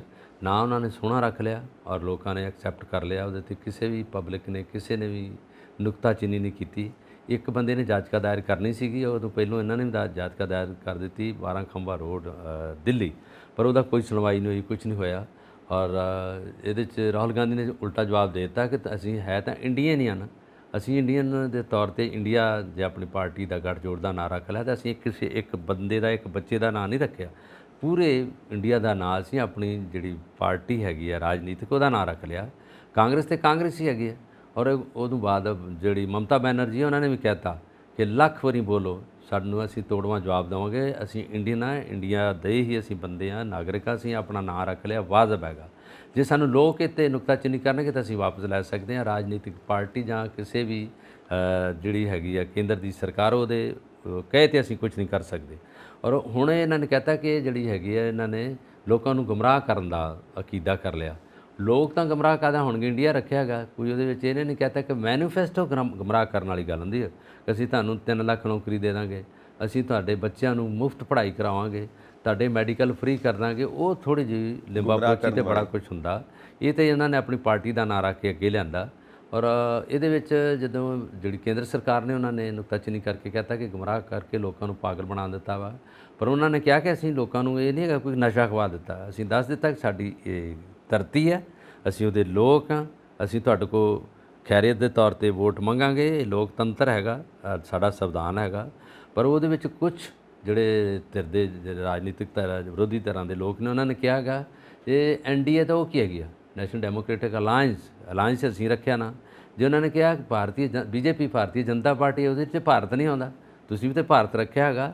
ਜੇ ਤੁਸੀਂ ਭਾਰਤੀ ਉਹਦੇ ਵਿੱਚ ਪੰਜਾਬੀ ਜਾਂ ਹਿੰਦੀ 'ਚ ਉਹਦਾ ਤਰਜਮਾ ਹੈਗਾ, ਤੇ ਇੰਡੀਆ ਦਾ ਤਰਜਮਾ ਵੀ ਭਾਰਤ ਹੀ ਹੈਗਾ। ਇਹ ਅੰਗਰੇਜ਼ਾਂ ਨੇ ਦਿੱਤਾ ਹੈਗਾ, ਅਸੀਂ ਉਹ ਨਾਂ ਰੱਖ ਲਿਆ ਜਿਹੜਾ ਇੰਗਲਿਸ਼ ਦੇ ਵਿੱਚ ਹੈਗਾ। ਲਾ ਪਾ ਕੇ ਨਾਂ ਤਾਂ ਫਿਰ ਉਹੀ ਭਾਰਤ ਹੀ ਆਉਂਦਾ, ਬਿਲਕੁਲ, ਹੈ ਨਾ, ਜਿਹਦੇ ਵਿੱਚ ਵੀ ਹੈਗਾ। ਉਹਨਾਂ ਨੇ ਜਵਾਬ ਬੜੇ ਠੁਕਵੇਂ ਦਿੱਤੇ ਆ। ਔਰ ਉਹਨਾਂ ਦੇ ਕਹਿੰਦੇ ਸਾਡੇ ਸਕਾਲਰ, ਸਾਡੇ ਚਿੰਤਕ, ਸਾਡੇ ਸਿਆਣੇ ਲੋਕ ਬੈਠੇ ਸੀ, ਉਹਨਾਂ ਦੇ ਜਦੋਂ ਉਹਨਾਂ ਨੇ ਕਹਿਤਾ ਕਿ ਨਾਂ ਢੁਕਵਾਂ ਹੈਗਾ, ਰੱਖ ਲਓ। ਔਰ ਉਹਦੇ ਨਾਲ ਇਹ ਹੈ ਇਹ ਨਹੀਂ ਹੈਗਾ। ਇਹ ਉਹ ਕਹਿੰਦੇ ਅਸੀਂ ਪਹਿਲਾਂ ਇਹ 'ਚ ਸੰਕੋਚ ਕੀਤਾ ਕਿ ਇੰਡੀਆ ਨਾਂ ਰੱਖੀਏ ਕਿ ਇੰਡੀਆ ਬ੍ਰਿਟਿਸ਼ ਨੇ ਦਿੱਤਾ, ਪਰ ਉਹਦਾ ਐਕਸੈਪਟੇਬਲ ਤਾਂ ਹੈ ਨਾ, ਅਸੀਂ ਇੰਡੀਅਨ ਹੀ ਹਾਂ, ਇੰਡੀਅਨ ਹੀ ਕਵਾਂਗੇ ਨਾ ਬਾਹਰਲੇ ਦੇਸ਼ਾਂ 'ਚ ਜਦੋਂ ਜਾਂਦੇ ਹਾਂ। ਔਰ ਇਹ ਰਲ ਗੋਬਾ ਪੂਰੇ ਦਾ ਪੂਰਾ ਕੇਂਦਰ ਸਰਕਾਰ ਨੇ ਪਾ ਲਿਆ, ਔਰ ਰਾਜਨੀਤੀ ਦਾ ਆਪਸੀ ਗੁੱਥਮ ਗੁੱਥਾ ਹੋ ਗਿਆ ਕੰਮ। ਉਹ ਗੱਲ ਇਹੀ ਸਾਬਿਤ ਕਰਨਾ ਚਾਹੁੰਦੇ ਨੇ ਕਿ ਅਸੀਂ ਸਟਰੋਂਗ ਆ, ਵਿਰੋਧੀ ਧਿਰਾਂ ਕਹਿ ਰਹੀਆਂ ਨੇ ਅਸੀਂ ਸਟਰੋਂਗ ਆ, ਮਜ਼ਬੂਤ ਆ, ਅਸੀਂ ਪੂਰੇ ਇੰਡੀਆ ਨੂੰ ਰਿਪਰੈਜ਼ੈਂਟ ਕਰ ਰਹੇ ਹਾਂ, ਇਸ ਕਰਕੇ ਅਸੀਂ ਆਪਣਾ ਨਾਂ ਇੰਡੀਆ ਰੱਖਿਆ ਹੈ ਔਰ ਇੰਡੀਆ ਵਰਸਸ ਐਨਡੀਏ ਕਰ ਦਿੱਤਾ ਹੈ। ਔਰ ਇਹ ਸਭ ਚੀਜ਼ਾਂ ਮਾਰਕੀਟਿੰਗ ਦੀ ਵੀ ਸਟ੍ਰੈਟਜੀ ਹੋ ਸਕਦੀ ਹੈ ਕਿ ਇੱਕ ਚੀਜ਼ ਨੂੰ ਲੋਕਾਂ ਦੇ ਦਿਮਾਗ 'ਚ ਕਿੱਦਾਂ ਬਿਠਾਇਆ ਜਾਵੇ। ਇੰਡੀਆ ਨਾਮ ਸੌਖਾ ਨਾਮ ਬਹੁਤ ਆਸਾਨ ਹੋਏਗਾ, ਔਰ ਇੰਡੀਆ ਦੇ ਵਰਸਸ ਕਰਕੇ ਐਨਡੀਏ ਨੂੰ ਕਰ ਦਿੱਤਾ ਹੈ। ਔਰ ਬੀਜੇਪੀ ਨੂੰ ਵੀ ਇਹ ਗੱਲ ਸਮਝ ਆ ਰਹੀ ਹੈ, ਜੋ ਸਾਰੇ ਮਾਹਿਰ ਨੇ, ਪੋਲੀਟੀਕਲ ਐਨਾਲਿਸਟ ਨੇ, ਉਹ ਇਹ ਗੱਲ ਮੰਨਦੇ ਨੇ ਕਿ ਬੀਜੇਪੀ ਨੂੰ ਵੀ ਇਹ ਗੱਲ ਸਮਝ ਆ ਰਹੀ ਹੈ ਕਿ 2024 ਦੀਆਂ ਲੋਕ ਸਭਾ ਇਲੈਕਸ਼ਨਸ ਜਿਹੜੀਆਂ ਨੇ ਉਹ ਕੇਕ ਵਾਕ ਨਹੀਂ ਹੈ, ਉਹ ਆਸਾਨ ਨਹੀਂ ਹੈ, ਬਹੁਤ ਕੜੀ ਚੁਣੌਤੀ ਹੈ ਔਰ ਉਹਨੂੰ ਜਿੱਤਣਾ ਆਸਾਨ ਨਹੀਂ ਹੋਏਗਾ। ਇਸ ਕਰਕੇ ਅੰਦਰੋਂ ਉਹ ਵੀ ਸਟ੍ਰੈਟਜੀ ਬਣਾ ਰਹੇ ਨੇ ਕਿ ਕਿਸ ਤਰ੍ਹਾਂ 2024 ਦੀਆਂ ਇਲੈਕਸ਼ਨਸ ਜਿੱਤਣੀਆਂ ਨੇ। ਸੋ ਇਹ ਕਾਫੀ ਚੀਜ਼ਾਂ ਚੱਲਦੀਆਂ ਪਈਆਂ ਨੇ। ਸੋਸ਼ਲ ਮੀਡੀਆ ਪੜ੍ਹ ਕੇ ਵੇਖੋ ਫੇਸਬੁੱਕ YouTube ਜਾਂ ਜਿਹੜਾ ਵੀ ਸੋਸ਼ਲ ਮੀਡੀਆ 'ਤੇ ਜਾ ਕੇ ਵੇਖੋ। ਉੱਥੇ ਇੰਡੀਆ ਜਦੋਂ ਕੋਈ ਕਹਿੰਦਾ ਕਿ ਲੋਕ ਸਭਾ ਦੀਆਂ ਚੋਣਾਂ ਆ ਰਹੀਆਂ ਤਾਂ ਤੁਸੀਂ ਕਿਹਨੂੰ ਤਰਜੀਹ ਦਿਓਗੇ, ਤੇ ਬਹੁਤ ਲੋਕ ਕਹਿੰਦੇ ਇੰਡੀਆ, ਬਹੁਤ ਲੋਕ ਕਹਿੰਦੇ ਰਾਹੁਲ ਗਾਂਧੀ, ਬਹੁਤ ਜਿਹਦੇ 'ਚ ਜ਼ਿਆਦਾ ਹੋਇਆ ਔਰ ਉਹਦੇ ਵਿੱਚ ਹੈ ਉਹ। ਚਲੋ ਹੋ ਸਕਦਾ ਉਹਨਾਂ ਦੇ ਪੱਖੀ ਹੋਣਗੇ, ਹੋ ਸਕਦਾ ਬੀਜੇਪੀ ਨਾਲ ਵੀ ਬਹੁਤ ਲੋਕ ਹੈਗੇ ਆ, ਬਹੁਤ ਇਹਨਾਂ ਨੂੰ ਵੀ ਜਿਹੜਾ ਹੈਗਾ ਜਿਹੜਾ ਆਪਣਾ ਅੱਛੀ ਪ੍ਰਤੀਕਿਰਿਆ ਦੇ ਰਹੇ ਆ। ਔਰ ਉਹਦੇ ਵਿੱਚ ਕਾਂਗਰਸ ਵੀ ਹੈਗੀ, ਦੋ ਪਾਰਟੀਆਂ ਤਾਂ ਹੁਣ ਬਣ ਗਈਆਂ, ਹੁਣ ਤੀਜੀ ਚੌਥੀ ਪੰਜਵੀਂ ਪਾਰਟੀ ਤਾਂ ਹੈ ਨਹੀਂ, ਤੀਜਾ ਧਿਰ ਕੋਈ ਨਹੀਂ ਹੈਗਾ। ਜੇ ਹੈਗੀਆਂ ਤਾਂ ਕੋਈ ਖੇਤਰੀ ਪਾਰਟੀਆਂ ਜਾਂ ਜਿੰਨਾ ਰੌਲਾ ਰੱਪਾ ਹੈਗਾ ਉਹਨਾਂ ਦਾ ਹੋ ਸਕਦਾ, ਪਰ ਮੇਨ ਜਿਹੜੀ ਇਹਨਾਂ ਨੇ ਯੂਨਾਈਟ ਹੋ ਗਿਆ, ਗੱਠਜੋੜ ਬਣ ਗਿਆ ਜਿਹਨੂੰ ਅਸੀਂ ਕਹਿੰਦੇ ਹਾਂ, ਉਹਦਾ ਨਾਂ ਇੰਡੀਆ ਰੱਖ ਲਿਆ ਇਹਨਾਂ ਨੇ। ਦੂਜੇ ਪਾਸੇ ਬੀਜੇਪੀ ਐਨਡੀਏ ਹੈਗੀ ਆ, ਇਹਨਾਂ ਦਾ ਆਪਸੀ ਜਿਹੜਾ ਟਕਰਾਅ ਹੋਊਗਾ, ਆਪਸੀ ਸਾਰਾ ਕੁਝ ਹੋਊਗਾ। ਅਮਿਤ ਸ਼ਾਹ ਜੀ ਨੇ ਕਹਿਤਾ ਕਿ ਅਸੀਂ 300 ਸੀਟਾਂ ਤੋਂ ਥੱਲੇ ਨਹੀਂ ਰਹਿਣਾ, ਉੱਪਰ ਹੀ ਜਾਵਾਂਗੇ। ਔਰ ਇੱਧਰ ਇਹਨਾਂ ਨੇ ਵੀ ਕਹਿਤਾ, ਰਾਹੁਲ ਗਾਂਧੀ ਜੀ ਨੇ ਕਹਿਤਾ ਕਿ ਅਸੀਂ ਵੀ ਪੂਰੇ ਦਾ ਪੂਰਾ ਹੁੰਜਾ ਫਿਰ ਜਿੱਤ ਲਵਾਂਗੇ, ਕਰਾਂਗੇ। ਔਰ ਸਾਡੀ ਪਾਰਟੀ ਦਾ ਗੱਠਜੋੜ ਗਿਆ, ਸੀ ਹਰ ਸੂਬੇ ਵਿੱਚ ਬੈਠ ਗਏ, ਹਰ ਨੁੱਕਰ 'ਚ ਬੈਠ ਗਏ, ਹਰ ਬੰਦੇ ਦੇ ਅੰਦਰ ਬੈਠ ਗਏ, ਹਰ ਬੰਦਾ ਸਾਨੂੰ ਜਿਹੜਾ ਉਹ ਵਧੀਆ ਰਿਸਪੌਂਡ ਕਰ ਰਿਹਾ। ਆਪਾਂ ਹੁਣ ਚੱਲਦੇ ਹਾਂ ਹਰਿਮੰਦਰ ਸਾਹਿਬ ਦੀ ਖਬਰ ਵੱਲ। ਹਰਿਮੰਦਰ ਸਾਹਿਬ, ਸ਼੍ਰੀ ਹਰਿਮੰਦਰ ਸਾਹਿਬ ਤੋਂ ਜੋ ਗੁਰਬਾਣੀ ਦਾ ਲਾਈਵ ਟੈਲੀਕਾਸਟ, ਗੁਰਬਾਣੀ ਦਾ ਜੋ ਕੀਰਤਨ ਵਿਦੇਸ਼ਾਂ 'ਚ ਬੈਠੇ ਸਾਡੇ ਸਾਰੇ ਪੰਜਾਬੀ, ਸਾਰੇ ਭਾਈਚਾਰੇ ਜੋ ਸੁਣਦੇ ਨੇ, ਦੇਖਦੇ ਨੇ, ਉਹਨਾਂ ਲਈ YouTube ਚੈਨਲ ਤੇ ਸ਼ੁਰੂ ਹੋ ਹੀ ਗਿਆ ਹੈ। PTC ਤੋਂ ਵੀ ਪ੍ਰਸਾਰਣ ਚੱਲਦਾ ਪਿਆ ਹੈ। ਹੁਣ ਇੱਕ ਨਵੀਂ ਗੱਲ ਜੋ ਪਹਿਲਾਂ ਵੀ ਛਿੜੀ ਸੀ, ਉਹਦੇ ਲਈ ਮਿਲੇ ਨੇ ਜਾ ਕੇ ਸੂਚਨਾ ਤੇ ਪ੍ਰਸਾਰਣ ਮੰਤਰੀ ਨੂੰ, ਸ਼੍ਰੋਮਣੀ ਅਕਾਲੀ ਦਲ ਦੇ ਕੁਝ ਪ੍ਰਤੀਨਿਧੀ ਜਾ ਕੇ ਮਿਲੇ ਨੇ ਕਿ ਕਿਉਂ ਨਾ ਇੱਕ ਸੈਟੇਲਾਈਟ ਚੈਨਲ ਚਲਾਵੇ ਸ਼੍ਰੋਮਣੀ ਗੁਰਦੁਆਰਾ ਪ੍ਰਬੰਧਕ ਕਮੇਟੀ, ਹਾਂ ਕਿਉਂ ਨਾ ਚਲਾਵੇ ਉਹ, ਕਿਉਂਕਿ ਇੱਕੋ ਜਿਹੀ ਗੱਲ ਲੱਗਦੀ ਹੈ। ਔਰ ਕਈ ਵਾਰ ਮਾਹਿਰ ਇਹ ਵੀ ਕਹਿੰਦੇ ਨੇ ਕਿ ਜਿਹੜਾ ਇਹ ਨਵਾਂ ਚੈਨਲ ਚੱਲੇਗਾ ਉਹ ਵੀ ਕਿਸੇ ਨਾ ਕਿਸੇ ਤਰ੍ਹਾਂ ਨਾਲ ਸ਼੍ਰੋਮਣੀ ਅਕਾਲੀ ਦਲ ਦੇ ਹਿੱਸੇ ਆਏਗਾ, ਜੋ ਇਹ ਮਾਹਿਰ ਕਹਿੰਦੇ ਨੇ। ਸਹੀ ਗੱਲ ਕਿ ਵਿਚਲੀ ਗੱਲ ਜਿਹੜੀ ਹੈ ਉਹ ਉੱਥੇ ਗੱਲ ਰਹਿਣੀ ਹੈ, ਭਾਵੇਂ ਨਾਂ ਬਦਲ ਦਿਓ ਚੈਨਲ ਦਾ, ਭਾਵੇਂ ਨਵਾਂ ਚੈਨਲ ਸ਼ੁਰੂ ਕਰ ਦਿਓ, ਪਰ ਵਿੱਚ ਜਿਹੜੀ ਖਿਚੜੀ ਪੱਕਦੀ ਪਈ ਹੈ ਉਹ ਇਹੀ ਪੱਕਦੀ ਪਈ ਹੈ ਕਿ ਉਹੀ ਪੁਰਾਣੇ ਹੱਥਾਂ ਦੇ ਵਿੱਚ ਹੀ ਸਾਰਾ ਕੁਝ ਰਹਿਣਾ ਤੇ ਉਹਨਾਂ ਨੇ ਨਵਾਂ ਚੈਨਲ ਬਣਾ ਕੇ ਗੱਲ ਉੱਥੇ ਦੀ ਉੱਥੇ ਰਹਿਣੀ ਹੈ। ਇਹ ਪੋਲੀਟੀਕਲ ਸਿਆਸੀ ਮਾਹਿਰ ਮੰਨਦੇ ਨੇ। ਹੁਣ ਇਹ ਗੱਲ ਸਾਹਮਣੇ ਕੀ ਆ ਰਹੀ ਹੈ, ਇਹ ਆਪਾਂ ਚਰਚਾ ਕਰਦੇ ਹਾਂ ਜੀ। ਆ ਪਿੱਛੇ ਤਾਂ ਇਹਨਾਂ ਨੇ 24 ਤਰੀਕ ਨੂੰ YouTube ਤੇ ਜਿਹੜਾ ਚੈਨਲ ਸ਼ੁਰੂ ਕਰ ਦਿੱਤਾ ਸੀਗਾ, ਔਰ ਉਹਦਾ ਉਦਘਾਟਨ ਹੋਇਆ, ਅਖੰਡ ਪਾਠ ਰਖਾਇਆ ਗਿਆ ਔਰ ਉਹਦੇ 'ਤੇ ਸਮਾਗਮ ਵੀ ਕੀਤਾ ਗਿਆ। ਔਰ ਉਹਦੇ ਵਿੱਚ ਜਥੇਦਾਰ ਰਘਬੀਰ ਸਿੰਘ ਜੀ ਨੇ ਅਰਦਾਸ ਵੀ ਕੀਤੀ। ਉਹਨਾਂ ਨੇ ਕਿਹਾ ਸੀਗਾ ਕਿ ਅਸੀਂ ਚੈਨਲ ਅੱਜ ਤੋਂ ਸ਼ੁਰੂ ਕਰ ਦਿੱਤਾ, ਉਹ ਵੈਬ ਚੈਨਲ।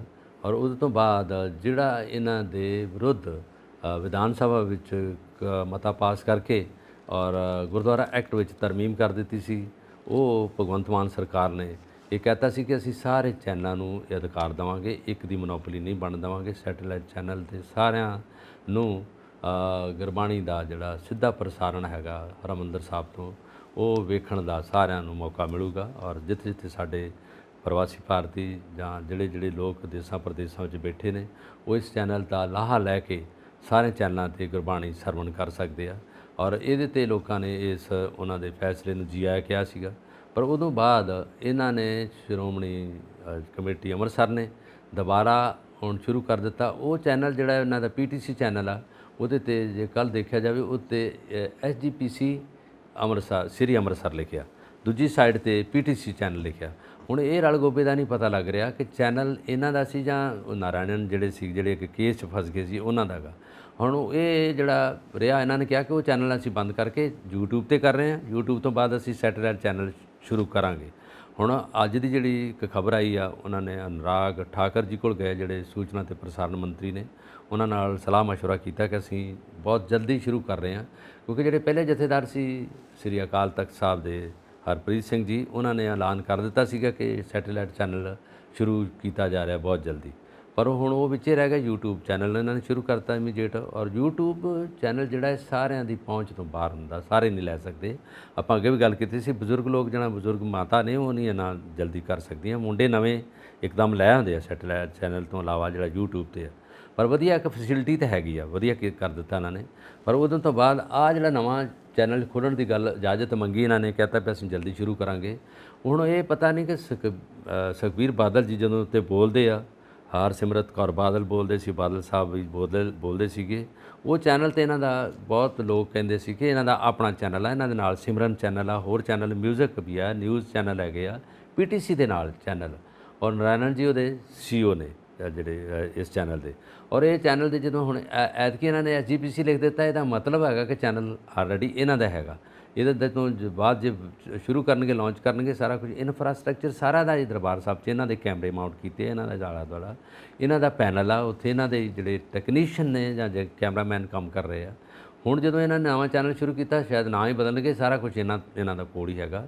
ਸ਼ਾਇਦ ਭਗਵੰਤ ਮਾਨ ਨੂੰ ਵੀ ਇਸ ਗੱਲ ਦੀ ਜਾਣਕਾਰੀ ਨਹੀਂ ਸੀ ਹੈਗੀ। ਪੀਟੀਸੀ ਚੈਨਲ ਬਹੁਤ ਸ਼ੁਰੂ ਤੋਂ ਇਹਨਾਂ ਦਾ ਚੱਲ ਰਿਹਾ ਔਰ ਉਹਦੇ 'ਤੇ ਕਿਸੇ ਹੋਰ ਪ੍ਰਾਈਵੇਟ ਨਹੀਂ ਚੈਨਲ ਕਿਸੇ ਦਾ ਹੈਗਾ। ਔਰ ਇਹ ਇੱਕ ਥਾਂ ਨਹੀਂ ਜਿੱਥੇ ਵੀ ਧਾਰਮਿਕ ਸਮਾਗਮ ਹੁੰਦੇ ਸੀ ਉਹ ਪੀਟੀਸੀ ਚੈਨਲ ਨੂੰ ਕਵਰ ਕਰਦਾ ਸੀ। ਉਹਦਾ ਸੈਟੇਲਾਈਟ ਦੇ ਰਾਹੀਂ ਉਹਦੇ 'ਤੇ ਲੋਕਾਂ ਤੱਕ ਪਹੁੰਚ ਹੁੰਦੀ ਸੀ। ਉਹਦੇ 'ਚ 168-70 ਦੇਸ਼ਾਂ 'ਚ ਜਾਂਦਾ ਉਹ ਚੈਨਲ। ਔਰ ਫਤਿਹਗੜ੍ਹ ਸਾਹਿਬ ਤੋਂ ਜਦੋਂ ਛੋਟੇ ਸਾਹਿਬਜ਼ਾਦਿਆਂ ਦਾ ਪ੍ਰਕਾਸ਼ ਉਤਸਵ ਸੀਗਾ, ਉਹਨਾਂ ਦਾ ਸਮਾਗਮ ਮਨਾਇਆ ਜਾਂਦਾ ਸੀ, ਉੱਥੇ ਵੀ ਇਹ ਚੈਨਲ ਕਵਰ ਕਰਕੇ ਭੇਜਦਾ ਸੀ। ਸੁਲਤਾਨਪੁਰ ਲੋਧੀ ਤੋਂ ਵੀ ਭੇਜਦਾ ਸੀਗਾ। ਔਰ ਉਹਦੇ ਵਿੱਚ ਇਹ ਸਾਰਾ ਜੋ ਹੁਕਮ ਚੱਲਦਾ ਸੀ ਇਹ ਬਾਦਲ ਸਾਹਿਬ ਦਾ ਚੱਲਦਾ ਸੀ ਇਹਦੇ 'ਤੇ ਸਾਰਾ।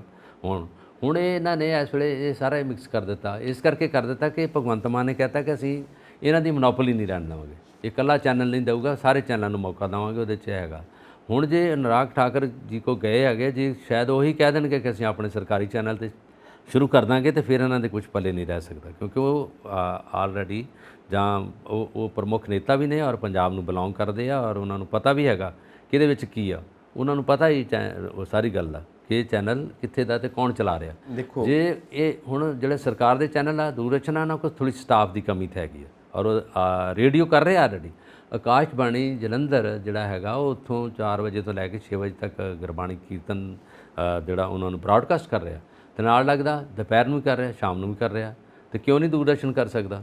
ਹੁਣ ਇਸ ਵੇਲੇ ਗੱਲ ਤਾਂ ਭਗਵੰਤ ਮਾਨ ਦੀ ਠੀਕ ਹੈ ਕਿ ਮੋਨੋਪੋਲੀ ਉਹਨਾਂ ਦੀ ਬਣੀ ਆ ਔਰ ਐਸਜੀਪੀਸੀ ਦੇ ਚੈਨਲ 'ਤੇ ਹੀ ਉਹ ਕਹਿੰਦੇ ਕਿ ਅਸੀਂ ਅਗਲਾ ਚੈਨਲ ਜਿਹੜਾ ਸ਼ੁਰੂ ਕਰਾਂਗੇ ਉਹਦੇ 'ਤੇ ਹੀ ਅਸੀਂ ਚਲਾ ਕੇ ਸੈਟੇਲਾਈਟ ਚੈਨਲ ਬਣਾਵਾਂਗੇ। ਇਸ ਵੇਲੇ ਇੱਕ ਮਾਮਲਾ ਲੱਗਦਾ ਸਿਆਸੀ ਰੂਪ ਧਾਰਨ ਕਰ ਗਿਆ ਔਰ ਨਾ ਤਾਂ ਪੰਜਾਬ ਸਰਕਾਰ ਨੂੰ ਪਤਾ ਲੱਗ ਰਿਹਾ ਤੇ ਨਾ ਉਹਨਾਂ ਨੇ ਤੇ ਆਪਣਾ ਡਿਸੀਜਨ ਲੈ ਲਿਆ। ਮੇਰਾ ਖਿਆਲ ਹੈ ਆਪਣੇ ਹੱਥੋਂ ਨਹੀਂ ਖੁੱਸਣ ਦੇਣਗੇ ਔਰ ਗੁਰਬਾਣੀ ਕੀਰਤਨ ਦਾ ਸਿੱਧਾ ਪ੍ਰਸਾਰਣ ਐਸਜੀਪੀਸੀ ਦੇ ਚੈਨਲ ਸੈਟੇਲਾਈਟ ਚੈਨਲ ਤੋਂ ਜਾਊਗਾ ਤੇ YouTube ਚੈਨਲ ਇਹਨਾਂ ਨੇ ਇਨ ਐਡੀਸ਼ਨ ਸ਼ੁਰੂ ਕਰ ਦਿੱਤਾ।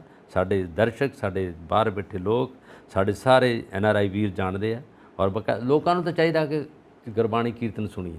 ਉਹਨਾਂ ਨੂੰ ਚੈਨਲ ਨਾਲ ਕਿਸੇ ਨਾਲ ਵਾਸਤਾ ਜਾਂ ਕੁਝ ਗੱਲ ਨਹੀਂ ਹੈਗੀ। ਉਹਨਾਂ ਨੂੰ ਹੈਗਾ ਜੇ ਪੀਟੀਸੀ ਚੈਨਲ ਦਿੰਦੇ ਰਹੇ ਤਾਂ ਉਹਨਾਂ ਨੂੰ ਕੋਈ ਇਤਰਾਜ਼ ਨਹੀਂ। ਗੁਰਬਾਣੀ ਦਾ ਕੀਰਤਨ ਸੁਣਨਾ ਲੋਕਾਂ ਨੂੰ ਇਹ ਨਹੀਂ ਹੈਗਾ ਕੌਣ ਦੇ ਰਿਹਾ ਕੌਣ ਨਹੀਂ ਹੋ ਰਿਹਾ। ਇਹ ਸਰਕਾਰ ਦਾ ਮਾਮਲਾ ਹੈਗਾ, ਸਰਕਾਰ ਵੇਖੇ ਨਾ ਵੇਖੇ। ਔਰ ਜਿਹੜਾ ਇਹਨਾਂ ਨੇ ਬਿੱਲ ਪਾਸ ਕੀਤਾ ਗਵਰਨਰ ਸਾਹਿਬ ਨੇ ਉੱਤੇ ਰੋਕ ਲਾ ਦਿੱਤੀ, ਉਹਨਾਂ ਨੂੰ ਪਿਛਾਂਹ ਮੋੜ ਦਿੱਤਾ ਔਰ ਇਸ ਕਰਕੇ ਪੰਜਾਬ ਗਵਰਨਮੈਂਟ ਦੇ ਹੱਥ ਵੀ ਨਹੀਂ ਕੁਝ ਰਹਿਣਾ। ਤੁਹਾਡੀ ਗੱਲ ਠੀਕ ਹੈ, ਲੋਕਾਂ ਨੂੰ ਪ੍ਰਸਾਰਣ ਦੇਖਣਾ, ਲੋਕਾਂ ਨੂੰ ਚੈਨਲ ਨਾਲ ਮਤਲਬ ਨਹੀਂ ਹੈ। ਤੇ ਜਿਹੜੇ ਸਿਆਸੀ ਮਾਹਿਰ ਨੇ ਉਹ ਕਹਿੰਦੇ ਨੇ ਕਿ ਜਿਹੜੇ ਇਹ ਰਾਜਨੀਤੀ ਖੇਡਣ ਵਾਲੇ ਨੇ ਇਹ ਸਿਆਣੇ ਲੋਕ ਨੇ, ਆਪਣੇ ਵਾਸਤੇ ਕੋਈ ਨਾ ਕੋਈ ਰਾਹ ਆਪਣੇ ਵਾਸਤੇ ਇਹਨਾਂ ਨੇ ਕੋਈ ਨਾ ਕੋਈ ਰਾਹ ਕੱਢ ਲੈਣਾ ਹੈ, ਸਕੀਮ ਲਗਾ ਲੈਣੀ ਹੈ, ਰਾਹ ਕੱਢ ਲੈਣਾ ਹੈ। ਔਰ ਜਿਨ੍ਹਾਂ ਨੇ ਜਿਸ ਚੀਜ਼ ਨੂੰ ਆਪਣੇ ਹੱਥ 'ਚ ਰੱਖਣਾ ਉਹਨਾਂ ਨੇ ਉਸ ਚੀਜ਼ ਨੂੰ ਆਪਣੇ ਹੱਥ 'ਚ ਰੱਖ ਹੀ ਲੈਣਾ। ਵੈਸੇ ਮਾਮਲਾ ਬੜਾ ਪਚੀਦਾ ਬਣ ਗਿਆ ਸੀ। ਤੁਹਾਡੀ ਗੱਲ ਸਹੀ ਹੈ, ਰਾਹ ਲੱਭ ਲੈਂਦੇ ਆ। ਐਸਜੀਪੀਸੀ ਨੇ ਤਾਂ ਲੱਭ ਲਿਆ, ਉਹਨਾਂ ਨੇ ਬਣਾ ਲਿਆ ਚੈਨਲ ਆਪਣਾ। ਅਜੇ ਪੀਟੀਸੀ ਦੇ ਉੱਤੇ ਇੱਕ ਲੈਫਟ ਕਾਰਨਰ 'ਤੇ ਜਿਹੜਾ ਉਹਨਾਂ ਨੇ ਲੋਗੋ ਲਾਤਾ ਐਸਜੀਪੀਸੀ ਸ੍ਰੀ ਅੰਮ੍ਰਿਤਸਰ ਸਾਹਿਬ ਲਿਖ ਦਿੱਤਾ, ਦੂਜੇ ਪਾਸੇ ਜਿਹੜਾ ਹੈਗਾ ਪੀਟੀਸੀ ਚੈਨਲ ਤੇ ਫਿਰ ਉਹੀ ਰਿਹਾ ਨਾ, ਉਹਦਾ CEO ਤਾਂ ਉਹੀ ਰਿਹਾ ਨਾ। ਇਨ ਐਡੀਸ਼ਨ ਕਿਹਦੇ ਕੋ ਗਿਆ, ਕਿਸੇ ਕੋ ਨਹੀਂ ਗਿਆ, ਉਹਨਾਂ ਦਾ ਹੀਗਾ। ਇਸੇ ਕਰਕੇ ਭਗਵੰਤ ਮਾਨ ਨੇ ਕਿਹਾ ਮੋਨੋਪੋਲੀ ਉਹਨਾਂ ਦੀ ਹੈਗੀ ਆ। ਹੁਣ ਇਹਦਾ ਭਾਵੇਂ ਨਾਮ ਬਦਲ ਦੇਣ, ਲੋਗੋ ਬਦਲ ਦੇਣ, ਸਾਰਾ ਕੁਝ ਬਦਲ ਦੇਣ, ਇਨਫਰਾਸਟ੍ਰਕਚਰ ਉਹੀ ਰਹੂਗਾ, ਉਹੀ ਗੱਲ ਹੈ, ਸਾਰਾ ਕੁਝ ਉਹੀ ਰਹੂਗਾ। ਕੈਮਰੇ ਉੱਥੇ ਲੱਗੇ ਪਏ ਆ, ਸਿਆਣੇ ਲੋਕ ਨੇ, ਸਾਰੇ ਉਹਨਾਂ ਚਲਾ ਦੇਣਾ। ਸਿਆਣੇ ਲੋਕ ਨੇ। ਹੁਣ ਇਹ ਨਵਾਂ ਰਾਹ ਕਿਹੜਾ ਕੱਢਦੇ ਨੇ ਇਹ ਆਉਣ ਵਾਲਾ ਸਮਾਂ ਦੱਸੇਗਾ। ਪਰ ਇਹ ਸਿਆਸੀ ਮਾਹਿਰ ਠੀਕ ਕਹਿੰਦੇ ਨੇ ਕਿ ਸਿਆਣੇ ਲੋਕ ਨੇ, ਇਹ ਆਪਣੇ ਵਾਸਤੇ ਰਾਹ ਕੱਢ ਲੈਂਦੇ ਨੇ। ਪਰ ਇਹ ਗੱਲ ਇਹਨਾਂ ਅੱਛੀ ਕਰ ਰਿਹਾ ਜਿਹੜੇ ਇਹਨਾਂ ਨੂੰ ਪਤਾ ਜਿਹੜੀ ਪਵਿੱਤਰਤਾ ਜਿਹੜੀ ਜਿਸ ਤਰ੍ਹਾਂ ਮੇਨਟੇਨ ਰੱਖਣੀ ਆ ਗੁਰੂ ਪਰੰਪਰਾ ਦੇ ਅਨੁਸਾਰ। ਇਹਨਾਂ ਨੇ ਕਿਹਾ ਵੀ ਇਹਦੇ 'ਚ ਕੋਈ ਐਡ ਕਮਰਸ਼ੀਅਲ ਨਹੀਂ ਜਾਂਦਾ, ਕੋਈ ਵੀ ਬਿਗਨਿੰਗ ਔਰ ਐਂਡ 'ਤੇ ਜਾਂ ਇਨ ਬਿਟਵੀਨ। ਔਰ ਜੇ ਕਿਤੇ ਬਾਹਰਲੇ ਚੈਨਲਾਂ 'ਚ ਹੋਰਨਾਂ 'ਤੇ ਹੁੰਦਾ ਤਾਂ ਮੇਬੀ ਕੁਛ ਨਾ ਕੁਛ ਇੱਦਾਂ ਦਾ ਹੋ ਸਕਦੀ ਸੀ, ਗਲਤੀ ਹੋ ਸਕਦੀ ਸੀ। ਪਰ ਇਹਨਾਂ ਨੇ ਕਿਹਾ ਪਵਿੱਤਰਤਾ ਨੂੰ ਕਾਇਮ ਰੱਖਣ ਲਈ ਸਾਡਾ ਚੈਨਲ ਬਰਕਰਾਰ ਅਸੀਂ ਰੱਖਾਂਗੇ। ਗੱਲ ਤਾਂ ਅੱਛੀ ਹੈ, ਵਧੀਆ, ਮਾੜੀ ਨਹੀਂ। ਔਰ ਲੋਕਾਂ ਦਾ ਵੀ ਜਜ਼ਬਾ ਇਹਨਾਂ ਨਾਲ ਜੁੜਿਆ ਪਿਆ ਹੈਗਾ ਔਰ ਵਧੀਆ ਗੱਲ ਹੈ। ਲੋਕ ਸਤਿਕਾਰ ਕਰਦੇ, ਇੱਜ਼ਤ ਕਰਦੇ ਆ, ਪਿਆਰ ਕਰਦੇ ਆ। ਔਰ ਮੇਰਾ ਖਿਆਲ ਹੈ ਤੁਹਾਡੀ ਗੱਲ ਉੱਥੇ ਆ ਕੇ ਟਿਕ ਗਈ ਗੱਲ ਕਿ ਲੋਕਾਂ ਨੂੰ ਚਾਹੀਦਾ ਕਿ ਗੁਰਬਾਣੀ ਦਾ ਸਰਵਣ ਕਰੀਏ, ਗੁਰਬਾਣੀ ਨੂੰ ਸੁਣੀਏ, ਹੁਕਮਨਾਮਾ ਦਾ ਜਿਹੜਾ ਅਸੀਂ ਉਹ ਪਤਾ ਜਿਹੜਾ ਅਸੀਂ ਵੇਖੀਏ ਔਰ ਸੁਣੀ ਹੁਕਮਨਾਮਾ ਜਿਹੜਾ ਉੱਥੋਂ ਆਉਂਦਾ, ਜਿਹੜਾ ਫਰਮਾਨ ਗੁਰੂ ਸਾਹਿਬ ਦਾ ਆਉਂਦਾ। ਔਰ ਲੋਕਾਂ ਨੂੰ ਇਹਦੇ ਨਾਲ ਮਤਲਬ ਆ। ਲੋਕਾਂ ਨੂੰ ਇਹ ਨਹੀਂ ਗੱਲ ਸਿਆਸਤ ਕੀ ਕਰਦੀ ਆ, ਪਾਰਟੀ ਕੀ ਕਰਦੀ ਆ, ਪੰਜਾਬ ਗੌਰਮੈਂਟ ਕੀ ਕਰਦੀ ਆ, ਅਕਾਲੀ ਦਲ ਜਾਂ ਸ਼੍ਰੋਮਣੀ ਕਮੇਟੀ ਕੀ ਕਰਦੀ ਆ। ਸੁਖਬੀਰ ਬਾਦਲ ਸਾਹਿਬ ਨਹੀਂ ਬਹੁਤਾ ਬੋਲੇ, ਧਾਮੀ ਸਾਹਿਬ ਬੋਲ ਰਹੇ ਆ। ਐਸਜੀਪੀਸੀ ਦੇ ਨਾਲ ਨੇ ਨਾ, ਉਹ ਇਸੇ ਕਰਕੇ ਕਰ ਰਹੇ ਆ।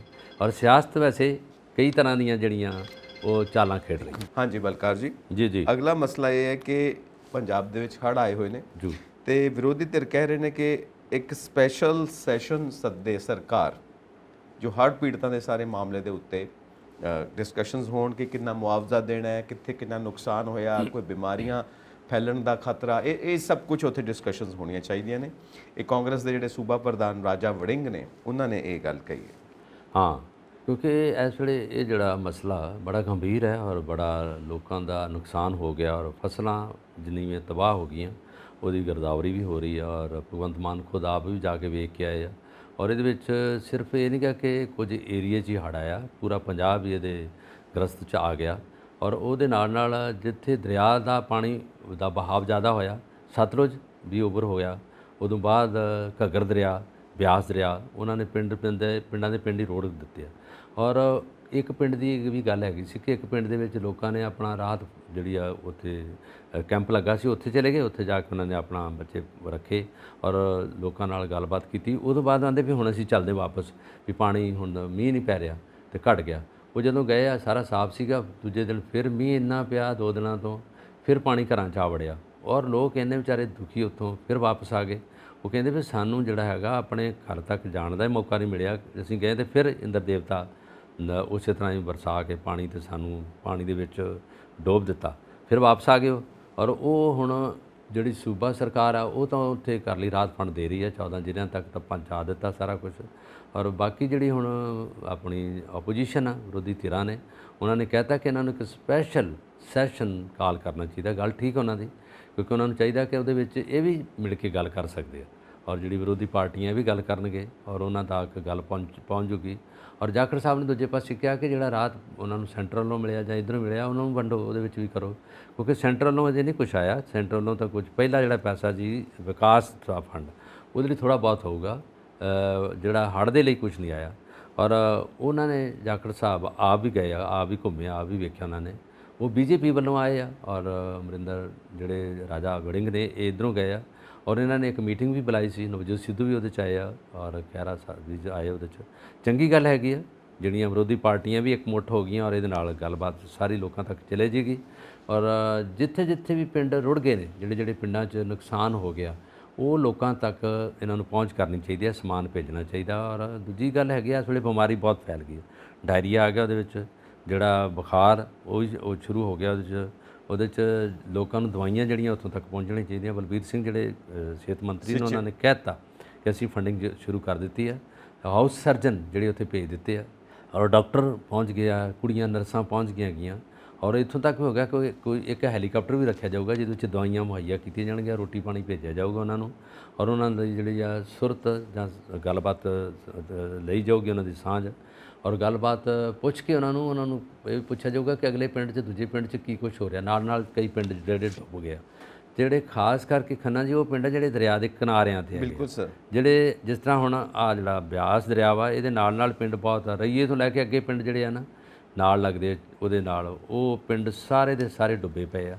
ਔਰ ਨਾਲ ਲੱਗਦੇ ਇੱਧਰ ਸ਼ਾਹਕੋਟ ਦਾ ਏਰੀਆ ਜਿਹੜਾ ਸਤਲੁਜ ਤੋਂ ਪਰੇ ਪਾਸੇ ਆ, ਘੱਗਰ ਦਾ ਏਰੀਆ ਜਿਹੜਾ ਪਾਤਰਾਂ ਪਰ ਪਟਿਆਲਾ ਏਰੀਆ, ਉਹਦੇ ਸਾਰੇ ਲੋਕ ਜਿਹੜੇ ਵਿਚਾਰੇ ਬੜੇ ਪਾਣੀ ਦੇ ਨੁਕਸਾਨ ਤੋਂ ਡੁੱਬ ਚੁੱਕੇ ਆ। ਪਾਣੀ ਦੇ ਨੁਕਸਾਨ ਦੀ ਜਿਹੜੀ ਹੈਗੀ ਉਹਨੇ ਸਾਰੇ ਜ਼ਿੰਦਗੀ ਨੂੰ ਤਹਿਸ਼ ਨਹਿਸ਼ ਕਰ ਦਿੱਤਾ ਉਹਨਾਂ ਦੀ। ਔਰ ਕਿਸਾਨ ਵਿਚਾਰੇ ਝੋਨਾ ਲੱਭਦੇ, ਝੋਨਾ ਹੈ ਹੀ ਨਹੀਂ।